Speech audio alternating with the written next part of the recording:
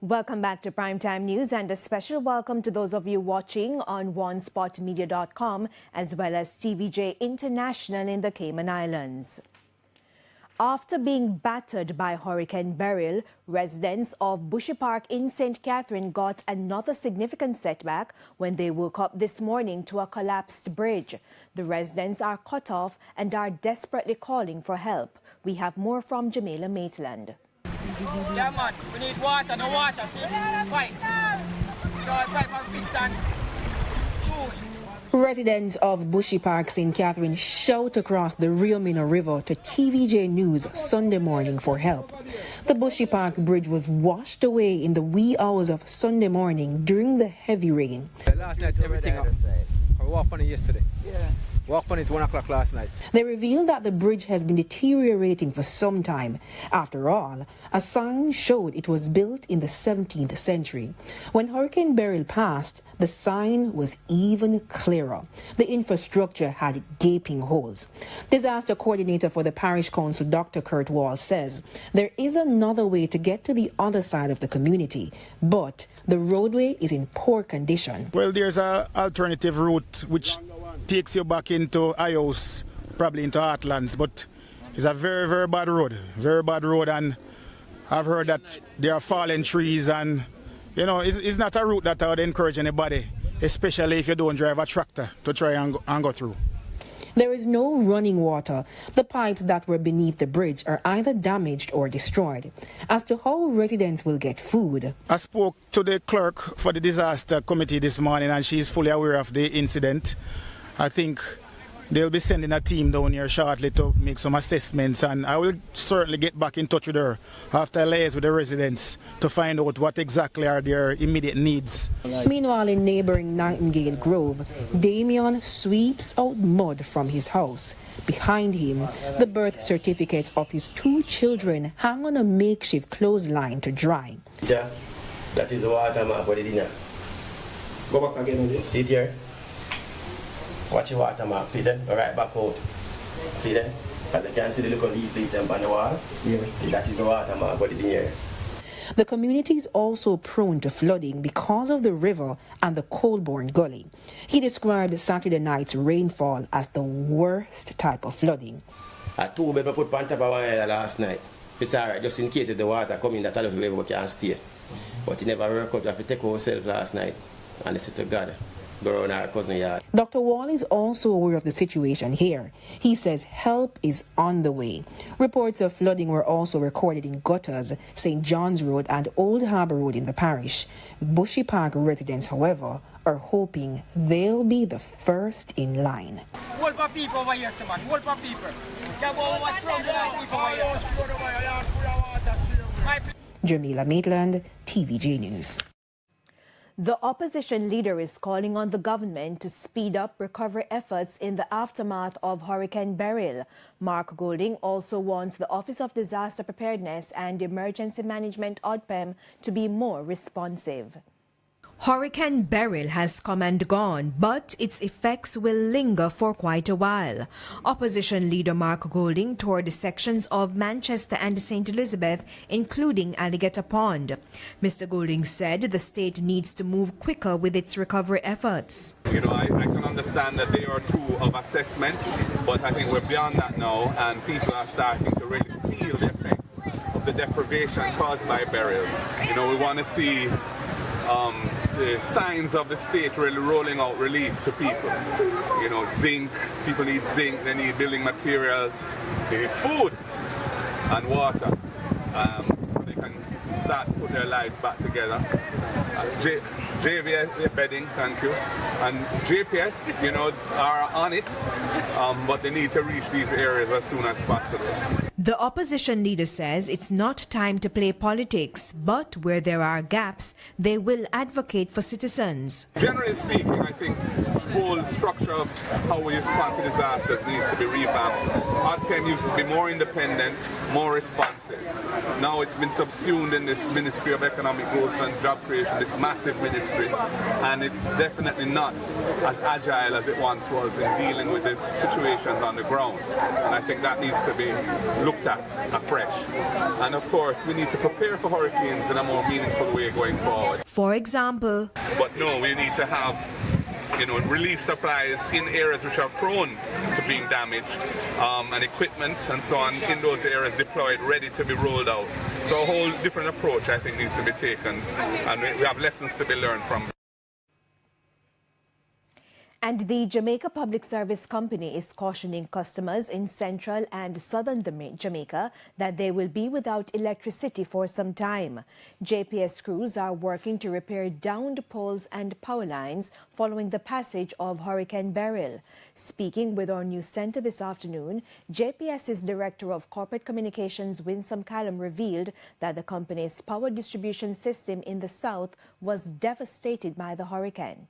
It's been a rough 3 days since the hurricane has passed, and as our customers know, almost all of our customers, I believe, in St. Elizabeth are still without power. I say almost all because those adjoining another parish may be getting their service from one of those lines that traverse multiple parishes. But St. Elizabeth is the worst hit from the perspective of the electricity grid. And that means that our transmission system has been impacted, that the high tension 139 kV and the 38 kV and the 69 kV lines that you see running and traversing the countryside. These are what we call the backbone, and until and unless these are up, then we can't get the power to the next level, which is the distribution lines that take the power to our customers. At least 2 families overseas have been left distressed yet hopeful as they await word from their relatives in St. Elizabeth following Hurricane Beryl. Ramada Lyons has their story. Her 16-year-old son, 4 sisters, 2 brothers, her mother, father, and some cousins. Nadia Bent, who is currently in Canada, last heard from them on Wednesday while Hurricane Beryl lashed the island.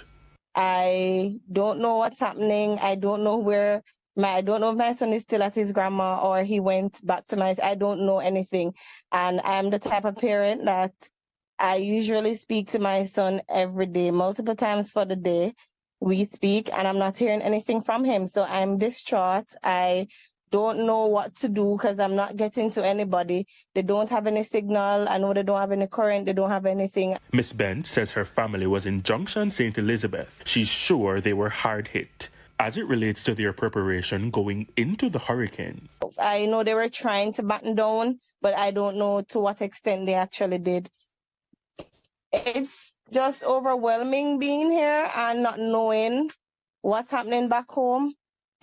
Trust me, it's not easy. Another woman in Mississippi in the United States is in a similar boat of worry. Her son visited Jamaica recently to spend time with his grandparents and other relatives in Vineyard, St. Elizabeth. Well, I haven't heard from my mom, my dad. My son went on holiday. I haven't heard anything. My sister, the last text I got from my sister was, I think it was like sometimes after 3 Wednesday, she texted and said, everything is okay. We just start getting rain and strong wind. Since that, nothing else until this day. On top of that, she's certain that these images are from their community. The woman sent these pictures on WhatsApp and said the house belongs to her uncle. Meanwhile, Miss Ben says news reports on the extent of the damage in the parish have made matters much worse. Just seeing all of that destruction over the media and not getting a first-hand response from my child or my mother to actually know that they're okay, it's nerve-wracking. I'm telling you, I've never not heard my son's voice beyond a day from in his 16 years. She adds, however, that there is some comfort in the distress. There is no fatalities. So once there's life, there is hope. We just have to continue pushing. Last week, the Jamaica Public Service, JPS, said St. Elizabeth was among the parishes with most customers without electricity. Telecommunications providers Digicel and Flow also said cell reception and connectivity were affected. Romarda Lyons, TVJ News. The Spanish Town Hospital in St. Catherine is only offering emergency services following severe flooding at the Accident and Emergency Department. Healthcare workers told our news center that the facility was affected by heavy rains Saturday night. On Sunday morning, our cameras observed cleanup crews. In an audio recording, Chairman of the Southeast Regional Health Authority, Errol Green, explained the current situation. The staff at the hospital had to relocate the patients. We are working with the National Works Agency to clear the drain as soon as the drain that is causing the flooding as soon as it is possible. And we're asking the public to cooperate with us and to exercise some patience as they do business at the Spanish Town Hospital. Mr. Green is also asking for patience. On Friday, Health Minister Dr. Christopher Tufton said all hospitals across the Southern Regional Health Authority, comprising St. Elizabeth, Clarendon and Manchester, are only offering emergency services because of similar issues. Over a dozen hospitals are in full operation, while 10 are on track for the resumption of full services by Monday, July 8. To a story now where people without electricity are paying to have their devices charged. Here's Romarda Lyons. Generators generating income. Hurricane Beryl may have taken a lot, but it has given Donovan Heath an avenue to make some money. The father from Westmoreland says Beryl came and passed, but his financial problems remain. That's where his solar panel and a generator came in handy. I have this baby mother who is pressuring me in court for maintenance and other things, and I realized that I would be able to out and about doing my regular 9 to 5 daily job. Wake up in the morning and realize I have my solar system still working, so I decided to assist the community. As soon as I come out, I saw them working, cleaning up the road, cutting out the tree limbs and such likes. So I told to them, I'm going to put up a table and you can come and pay small fee of $100 to charge your phone. And in just a few minutes, a young lady showed up with cell phones. Not 2, not 3, not even 4. At least 16 phones from one community. And I dare charge at least 70 phones for the day.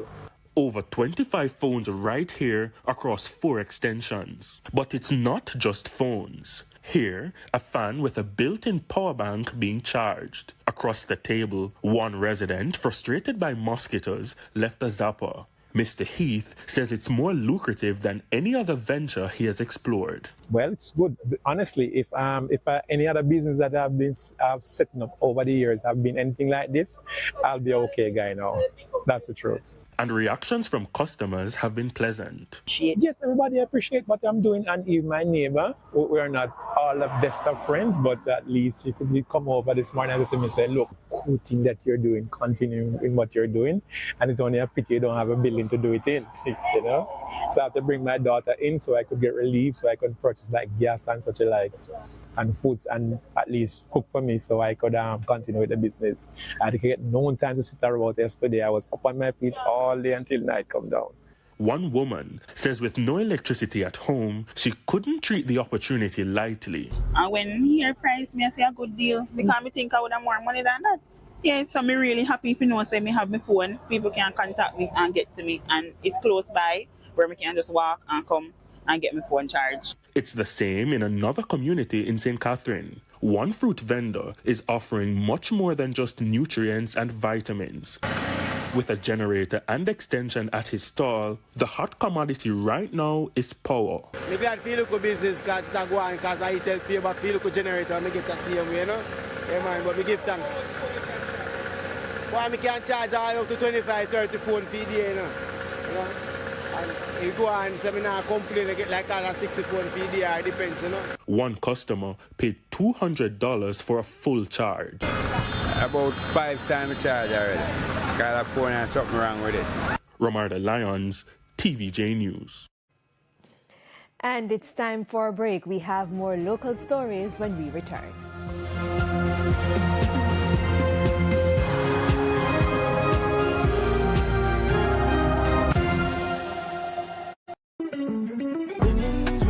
Winnings are on floor. Winnings are on floor. Win a 75-inch smart TV paired with sound bars that they get every week. Samsung Galaxy smartphone a dway.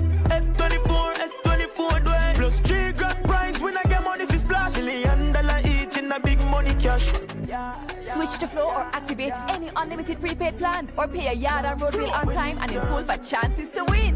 Winnings are on Flow. Start saving for your golden years with a Sagicor Lifestyle Approved Retirement Scheme. The time by Sagicor Life is 7:19. Need auto insurance? Advantage General puts you in the driver's seat. With Advantage General Online, you've got the green light to request a quote, get insurance, submit claims, even pay your premiums online. Go from 0 to insured in 10 minutes. All done. Advantage General, a member of Sagicor Group Jamaica.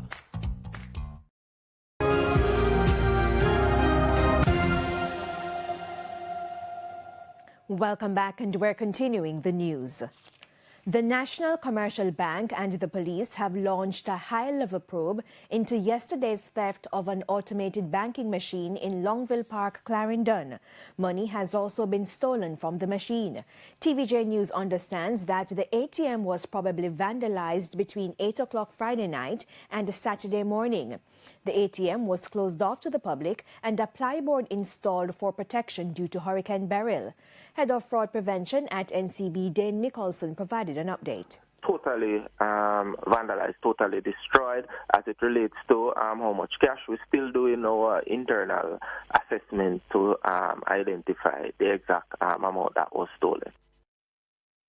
Confirmed that the machine's vault was discovered in the nearby community of Sandy Bay. So the police is working that aspect of it for us, but we, shortly after we were notified by our strategic partner that the ATM was stolen, we, utilizing technology, we were able to locate the whereabouts of the machine shortly after. Unfortunately, whatever cash was inside there was taken, but we were able to recover the machine. Several communities in St. Thomas are still without power this evening after fallen trees, boulders and poles continue to block sections of different roadways. As Jamila Maitland explains, while the Jamaica Public Service has been working in the town centre and the surrounding communities, those in rural St. Thomas may have to wait a while longer. What is usually a 10 to 15 minute drive to Wilmington via the Spring Gardens main road in St. Thomas took us double time. First, it was a breakaway in the main road. Not every vehicle can drive on the road. We drive if it's growing on the top road. And then, bad roads and downed trees. Machetes and power saws in hand, residents of Wilmington teamed up to clear the road.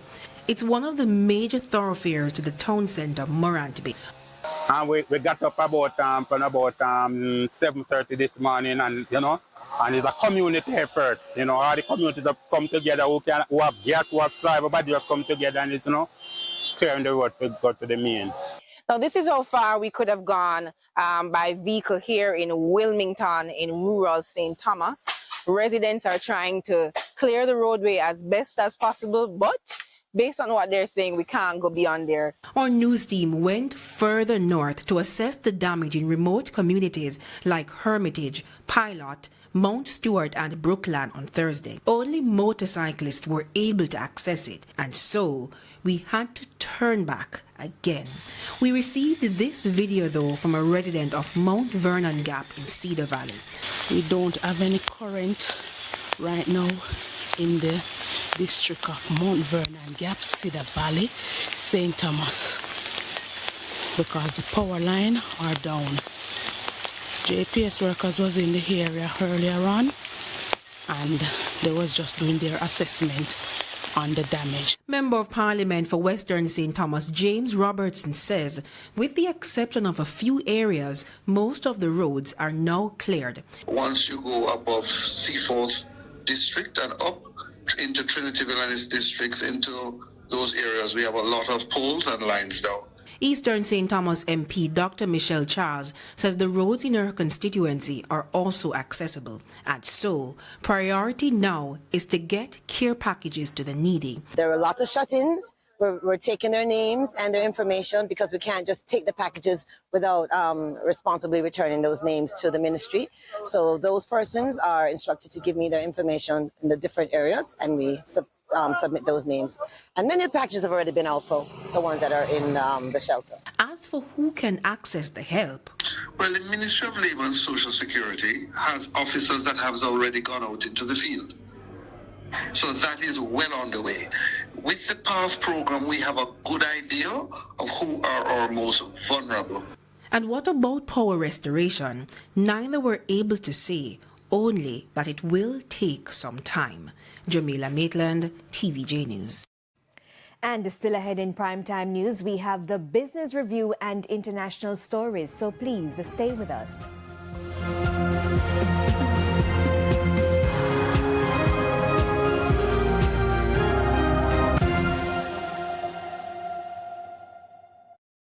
The local news brought to you by... When you build wealth with Sagicor Investments, you never have to settle for less than your dreams. We're here to open a savings account for my son John. I really want him to start saving and managing his own money. And I need for Save to visit my father in New York. Okay, based on what you said and our risk assessment, he will qualify for simplified customer due diligence requirements. I'll need your ID, proof of income, TRN, and John's ID as well. Okay, here you go. Opening an account is easier than you think using Simplified Customer Due Diligence Requirements, also called CDD. It's time to think of saving as earning. Time to put your savings to work so your money is hustling, growing, rising. It's time to iSave. Save for your goal. It's in reach when you automate it and let your money plus VMBS do the work. iSave this summer for a chance to win $100, $250, even $500,000. 12 prizes, 12 more reasons to start your VM iSave account today. Visit isavingforthat.myvmgroup.com. Authorized under Section 58.3 of the Betting, Gaming and Lotteries Act. The Business Review, brought to you by... Straight in your account, MoneyGram quick time. VMBS money transfer. MoneyGram. CFA faster.